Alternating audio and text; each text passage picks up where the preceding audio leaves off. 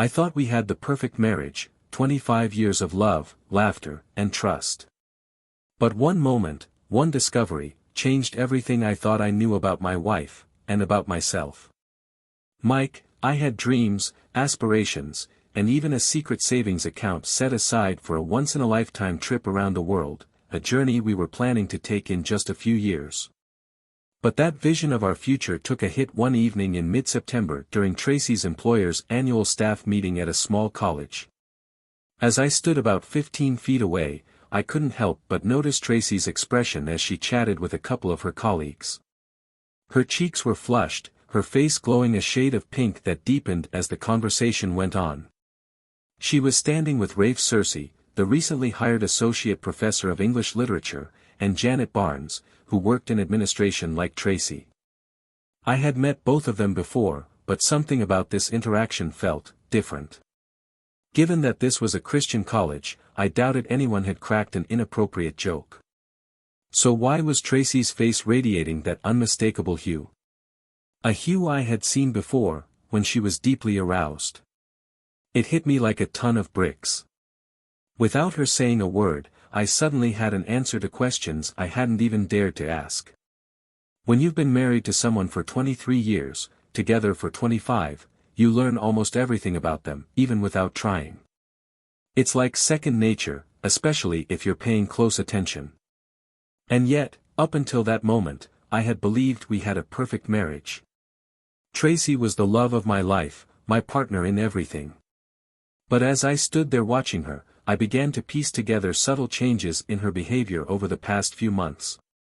Changes I hadn't recognized as unusual, until now. Tracy and I weren't just husband and wife, we were best friends, lovers, and parents to two incredible kids. We shared a bond that seemed unshakable. Unlike many couples, we could spend entire days together and never grow tired of each other's company. Our conversations were open and varied, we could talk about anything, from history to intimacy, and we often laughed about the strangest things. For years, I had believed that these shared moments were the true test of marital compatibility. But now, standing just a short distance away, I felt a crack forming in the foundation of what I thought was an unbreakable connection. I've always joked that the ultimate compatibility test for a couple is taking a long car ride together.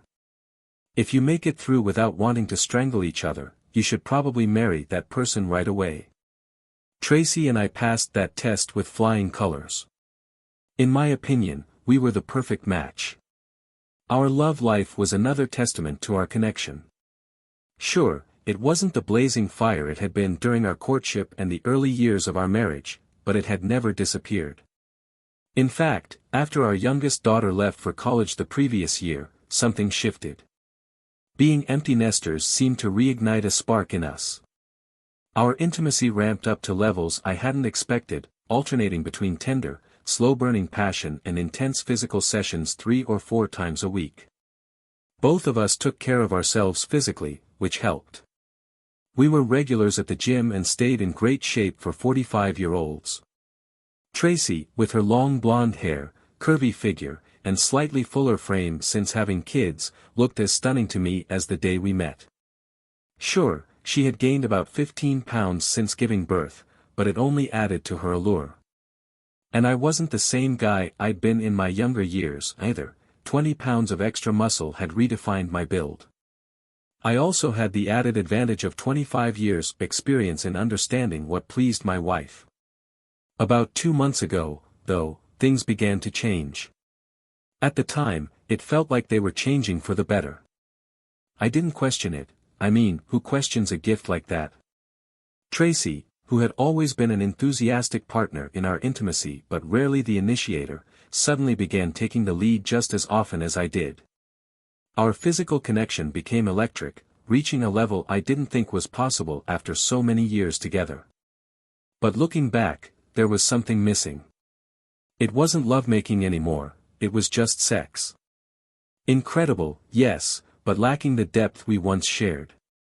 I didn't ask myself the tough questions back then, and I realize now that was a mistake. The signs were there, but I wasn't paying attention.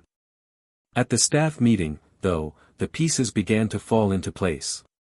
Every time Tracy was near Rafe, that familiar glow would reappear. She wasn't just blushing, her entire demeanor lit up in his presence. Even when I was standing nearby, her excitement around him was palpable. Usually, this transformation disappeared the moment she returned to my side, but as soon as I stepped away, there he was, always within 5 feet of her. Once I began to notice it, I couldn't stop. Throughout the event, I kept a watchful, secret eye on Tracy and Rafe. Wherever she went, he wasn't far behind, and they seemed to find endless reasons to engage with one another. It was subtle, nothing inappropriate or overt, but now that I knew what to look for, it was impossible to ignore. I didn't have to look too hard, Tracy made it easy to see. When Rafe was around, it was like the rest of the room disappeared for her. She never glanced around to find me, never checked to see where her husband was. Throughout the evening, I noticed her reaching out to lightly touch Rafe whenever she could, on his arm, his shoulder, or just in passing. At first, I felt a pang of nervousness, even fear.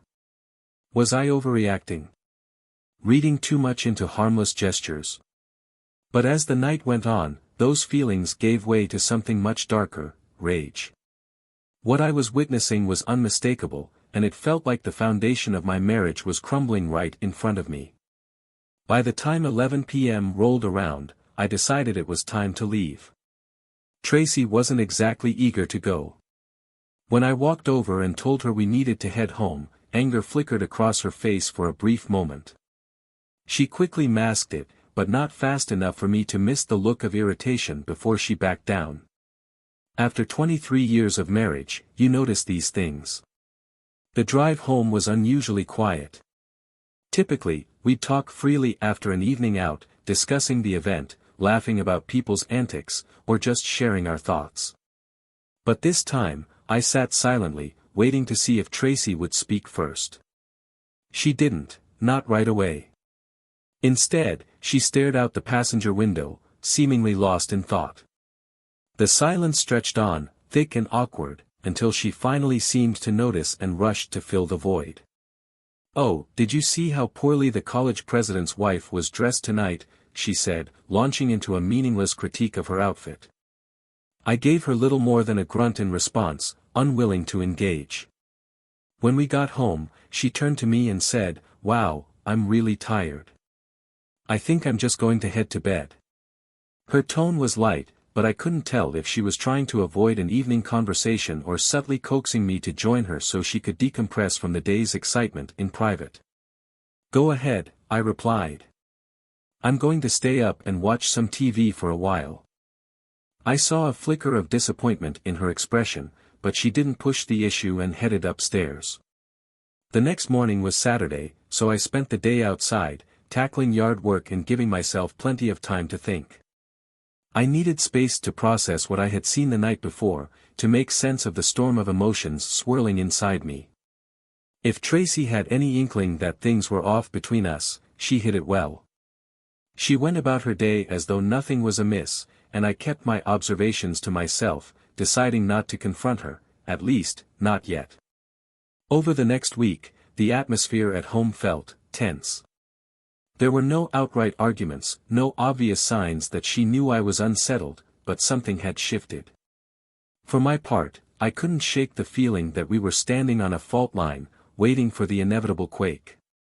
I tried to play it cool, keeping my emotions in check as I navigated the days following that unsettling staff meeting. To calm my nerves, or perhaps feed my suspicions, I began using the Find My Phone app on my iPhone multiple times a day, checking Tracy's location. Each time, she was exactly where she was supposed to be, at work, running errands, or wherever she had said she would be. At night, things seemed normal, or at least Tracy made an effort to act that way.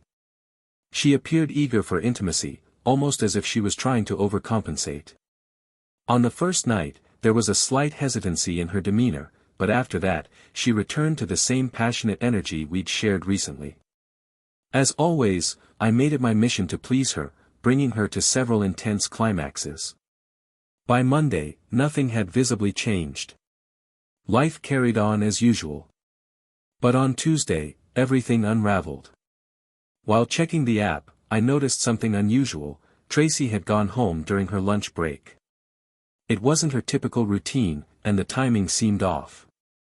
My instincts screamed at me to find out why. 15 minutes later, I quietly entered our house. What I discovered confirmed my worst fears. From the bottom of the stairs, I could hear them. They weren't exactly trying to be discreet. The sounds coming from our bedroom were enough to confirm what was happening, and I didn't need to see it with my own eyes to know that Tracy was with Rafe. Her voice cut through the air, clear and unashamed. "Oh God, baby, you are the best." Those words hit me like a freight train. They hurt more than anything I could have imagined, and I stood frozen at the base of the stairs, trying to contain the storm brewing inside me. It took every ounce of self-control not to charge into that bedroom and confront them both. But I didn't. I knew if I went in there, I wouldn't be able to stop myself. The rage boiling inside me would have overtaken reason, and I feared the consequences. Beating Rafe to a pulp, doing worse, might feel satisfying in the moment, but they weren't worth spending the rest of my life behind bars. Still, it felt like my world had shattered. The perspective shifts here as Tracy's inner thoughts come into play. Here's the rewritten segment for that part. In Tracy's mind, her feelings were a twisted contradiction. It probably sounds self-serving to say that I love my husband more than anything in the world, she'd tell herself. But it's the truth. Mike has been my rock, my partner for a quarter of a century. I've loved him for 25 years, and I hope to love him for at least another 25. Yet, in the interest of full honesty, even if only with herself, Tracy had to admit something darker. I also have a lover. A lover so intoxicating, so irresistible, that I can't seem to let him go. She told herself that one day, she'd have to end it. Sooner or later, it would be the only way to salvage her marriage. But the thought of giving up that forbidden connection, the thrill, the passion, felt impossible. She knew the truth would devastate Mike, and that knowledge drove her to keep the affair buried deep. She took every precaution to maintain the facade of their happy marriage, hoping she could somehow have it both ways, at least for a little longer. I did everything I could to keep my affair hidden. I wasn't naive enough to believe I'd never be caught. I knew the longer it went on, the greater the risk. But despite knowing that, I couldn't bring myself to stop. Mike had been my anchor for the past 25 years. Married for 23 of those, we'd built a beautiful life together, raising 2 incredible children. He was my best friend, my soulmate, and a wonderful lover. We shared everything, our thoughts, our dreams, our laughter. At least, we used to. I never planned to take a lover. It wasn't something I sought out or even imagined I was capable of. But that all changed the moment I met Rafe Cersei. It was just a few days before the school year started when Rafe walked into the administration building. I don't know how else to describe it, but the instant I saw him, my life shifted in a way I couldn't control. He was 30 years old, tall and lean at 6 feet 2 inches, with short brown hair and gentle gray eyes. He wasn't movie star handsome, not the type to turn every head in the room, but there was something about him, an energy that lingered long after he was gone. That day, I was useless at work. My thoughts were consumed by him, and when I got home, I channeled that restless energy into a night of passion with Mike. I nearly overwhelmed him. Mike drifted off to sleep that night with a satisfied smile, but I carried a heavy secret. I hadn't been thinking of him while we were together. For the next 2 weeks, I poured myself into Mike as if I could smother the growing obsession with Rafe. But every time Mike left for work or we were apart, my mind wandered back to the man who had turned my world upside down. Then Mike gave me the chance I hadn't dared to take on my own. One evening, he told me he'd have to leave town for a night the following Wednesday. The moment he said it, my heart began racing, though I wasn't sure if it was with excitement or guilt. By Monday morning, I couldn't hold back any longer. Practically trembling, I called Rafe and invited him to lunch that Wednesday. The anticipation was almost unbearable. When we finally met, my heart pounded the entire time we were together. We talked, laughed, and shared moments that felt charged with unspoken meaning. At one point, Rafe reached across the table and held my hand. His touch sent a wave of electricity through me, and I knew he felt the same connection. Ever the gentleman, Rafe paid the bill before leaning in slightly and asking, "Where to?" I could hardly believe the words coming out of my mouth as I responded, "I live about 10 minutes away. Leave your car, and I'll drive." My voice sounded confident, steady, but inside, I was a mess of nerves. Knowing Mike wouldn't be home until Thursday night gave me a sense of safety, but it didn't erase the anxiety bubbling inside me as I realized what was about to happen. For all my nervousness, though, there was no turning back. After 2 children and years of a steady but predictable marriage, I never imagined I'd experience the most electrifying intimacy of my life again. But Rafe changed that. From the moment Tracy McWan called me, I sensed where this was heading. I'd seen the way she reacted to me 2 weeks earlier in the office building, her lingering gaze, the subtle flush of her cheeks. There was no need for words. I knew we would end up in bed together, though neither of us had said it aloud. Tracy was stunning in her own way, a classic MILF, as some might say. She had a pretty face, long blonde hair, and a full, curvy figure. Sure, there were a few extra pounds, but they only added to her allure. I'd noticed the wedding ring when we first met, but it didn't bother me. Rings didn't always signify fidelity.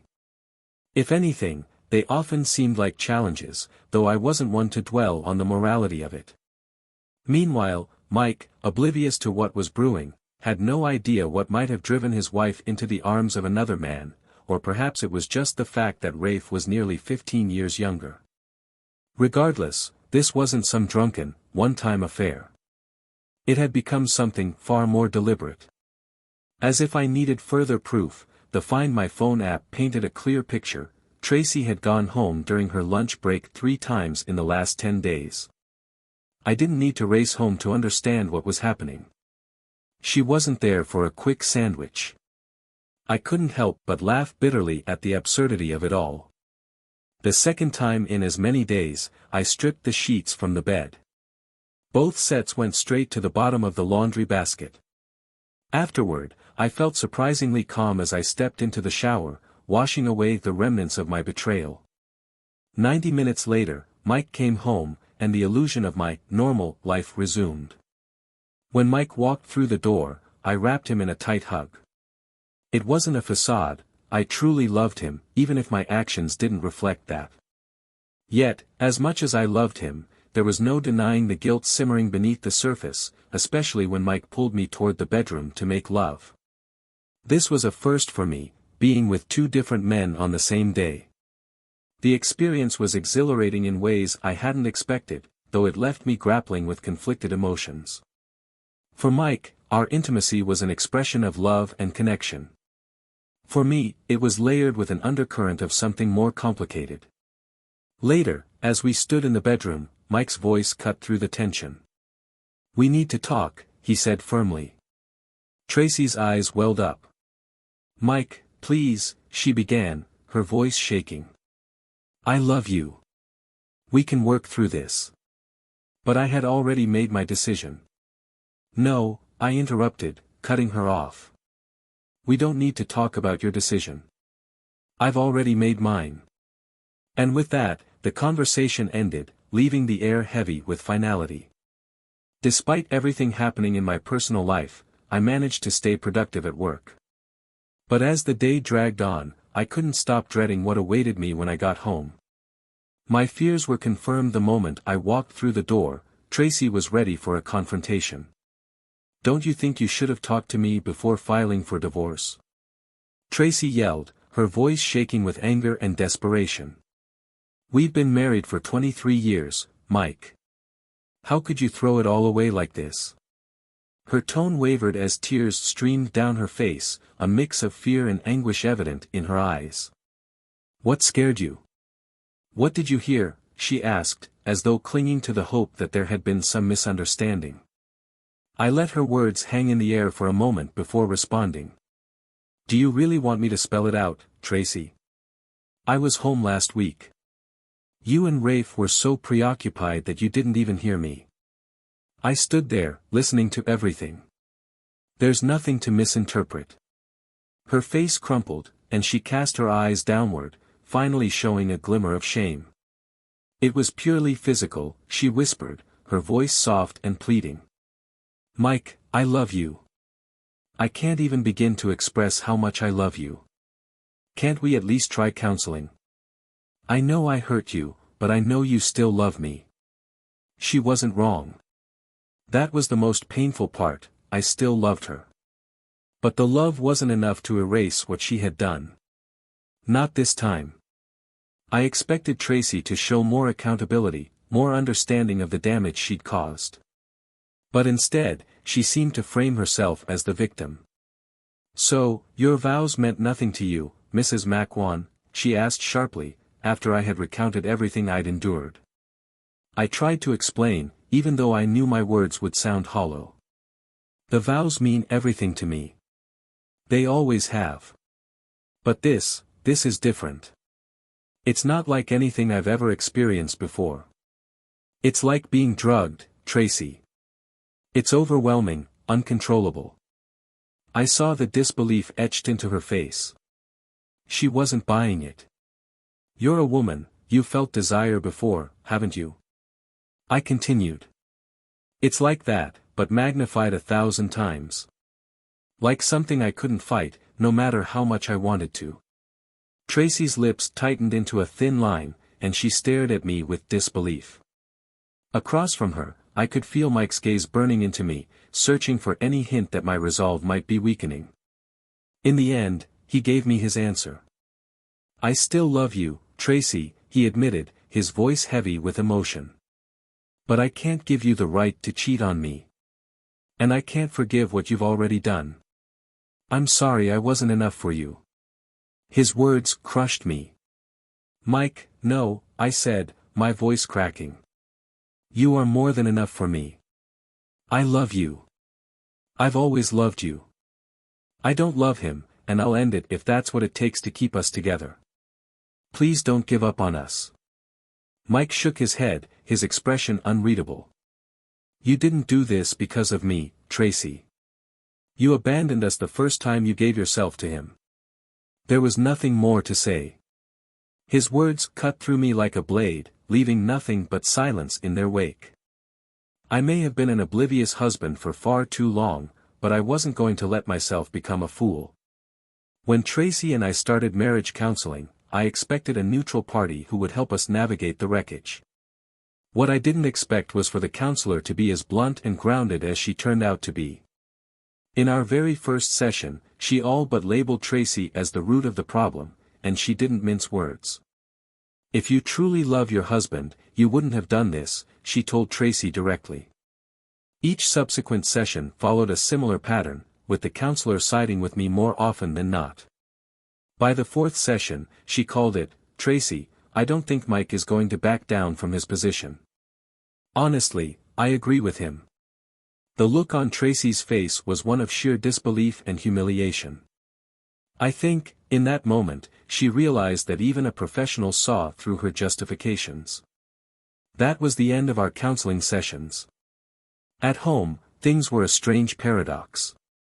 Tracy gave me all of her physical attention, and I have to admit, the love during that period was the most intense and passionate we'd ever had. But the cracks in our foundation ran too deep. Even with her efforts in bed, I knew deep down that we weren't built to last. At 45, Tracy wasn't the woman I envisioned growing old with. She had 2 grown children from our marriage, and while I adored them, I wanted to experience fatherhood again in a way that felt new and whole. And frankly, if she could betray someone she claimed to love more than anything, what hope was there for me? I didn't trust her anymore. Meanwhile, Rafe's presence still lingered like a shadow over everything. I couldn't help but think about him, what he had that made Tracy risk it all. I didn't bring him up to her anymore, but she must have sensed my quiet disdain. When I finally crossed paths with Rafe again, He gave me a look I could only describe as pity. "No, that's not true," he said calmly when I mentioned Tracy leaving me for him. "You left your husband to have love with me." He was right. As much as I wanted to lay all the blame at Rafe's feet, the truth was staring me in the face. This was Tracy's choice. The fallout wasn't contained to just us. When our kids found out about the affair, it became another painful layer to an already devastating situation. Mike didn't sugarcoat the truth when he told them. "Your mother cheated on me," he said bluntly, multiple times. "And she says it was the best love of her life." The kids weren't happy with me, as I knew they wouldn't be. But eventually, they made their peace with the situation, even if it left an unspoken tension in our relationships. As for me, the loneliness that followed was unbearable. A year and a half later, I was still struggling to pick up the pieces of my life.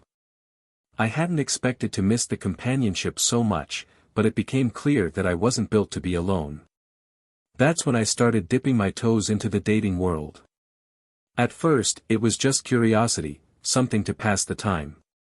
But as I moved forward, it became more than that, a tentative step toward rebuilding myself and finding the happiness that had eluded me for so long. I was surprised by the kind of attention I received when I started dating again.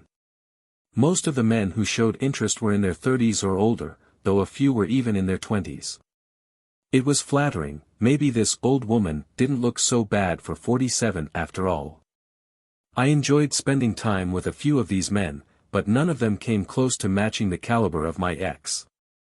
Perhaps it was because I hadn't dated in decades, but I quickly realized that men's expectations had shifted dramatically over the past 25 years. The ease and familiarity I once shared with Mike seemed impossible to replicate, leaving me longing for the connection we had, even in its broken state. A few months after the divorce, I picked up the phone and dialed his number. My heart raced as I waited for him to answer. When he finally did, I hesitated for a moment before speaking. "Hi, Mike. I know I hurt you, and I'm deeply sorry for what I did. But I really wish we could at least be friends, the kind who can sit, drink coffee, maybe share a meal every now and then. I really miss talking to you."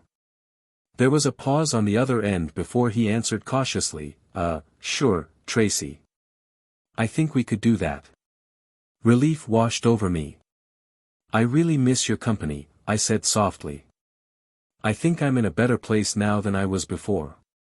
We agreed to meet for coffee the following Saturday. That morning, I was nervous, unsure of how it would feel to sit across from him again after everything that had happened. But to my surprise, the time flew by. We each ordered a second round of over-caffeinated Starbucks drinks, chatting easily about lighter topics. "That was fun," Mike said as we stood to leave. He hesitated for a moment before continuing, "How about next time we have lunch together?" The invitation caught me off guard, and I felt my eyes widen.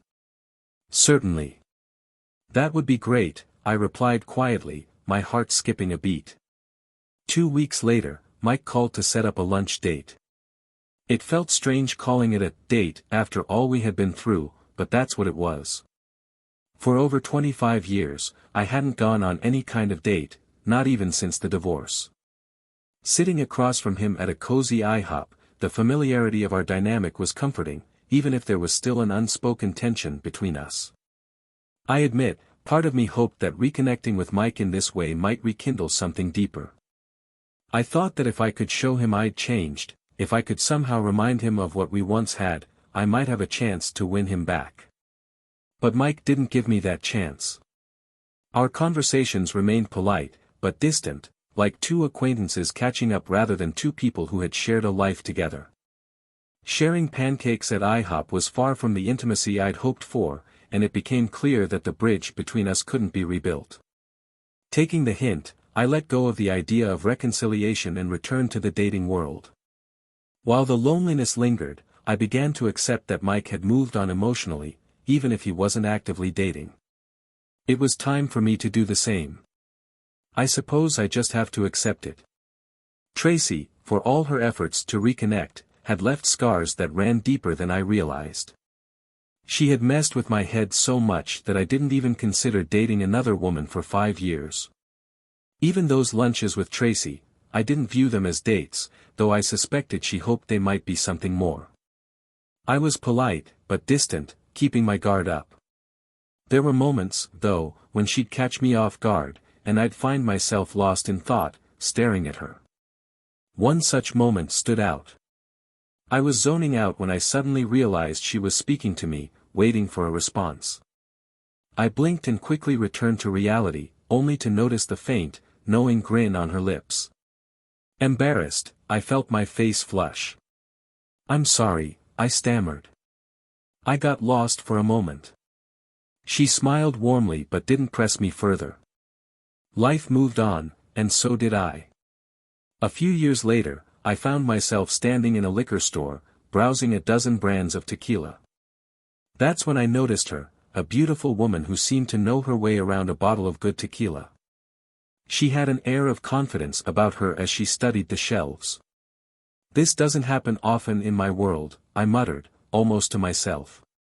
She glanced over with a raised eyebrow, then smiled slyly. "And what kind of world is that, Mr. Tequila Connoisseur?" I chuckled, feeling a little out of my depth. "Luke Serville, USA, ma'am.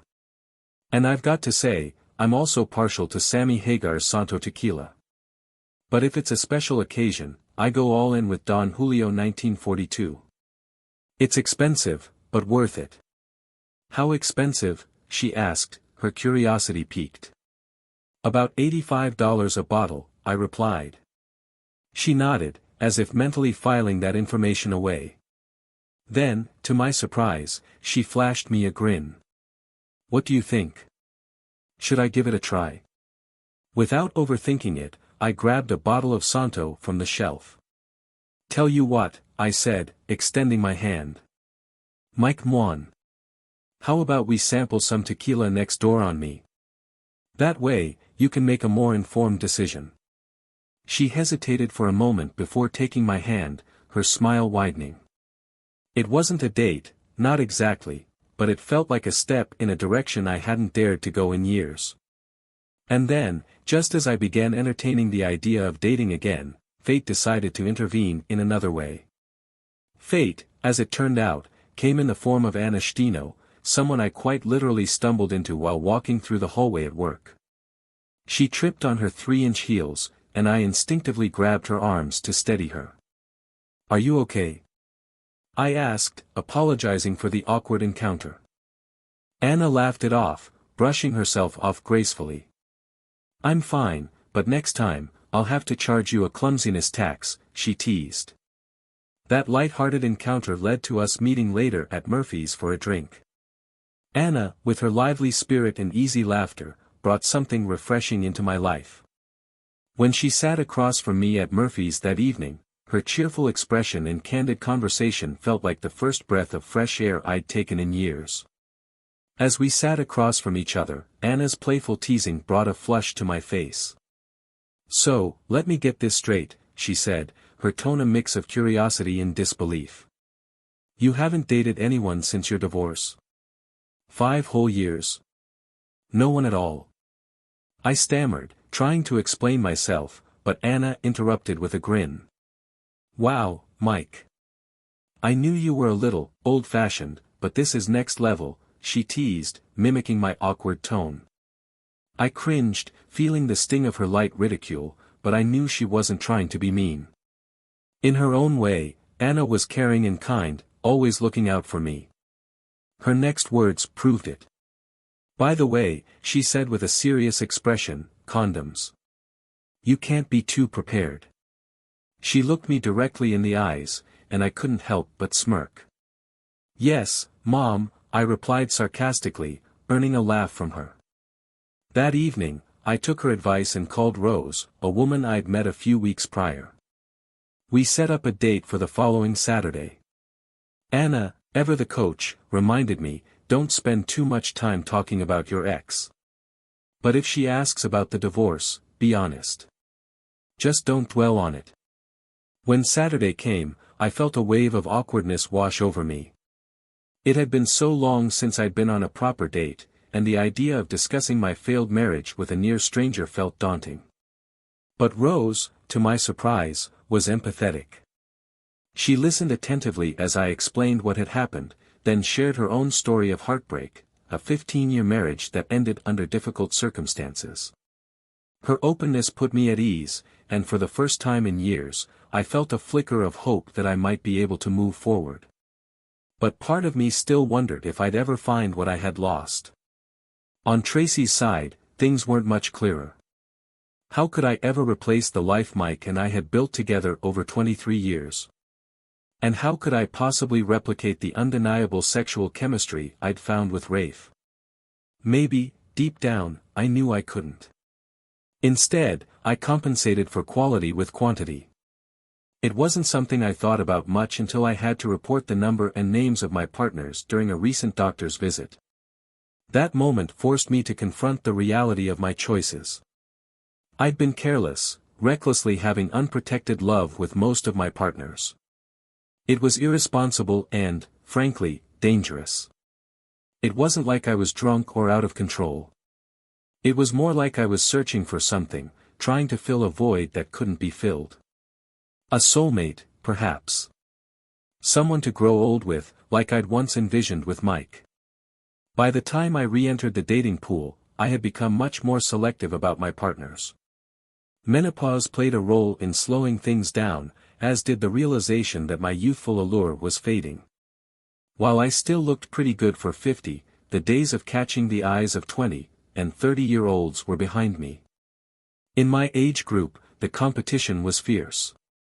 With far more single women than men between the ages of 40 and 50, it sometimes felt like a battle to be noticed. If you'd asked me a few years ago whether I thought I'd be here, navigating this strange, lonely world, I wouldn't have believed it.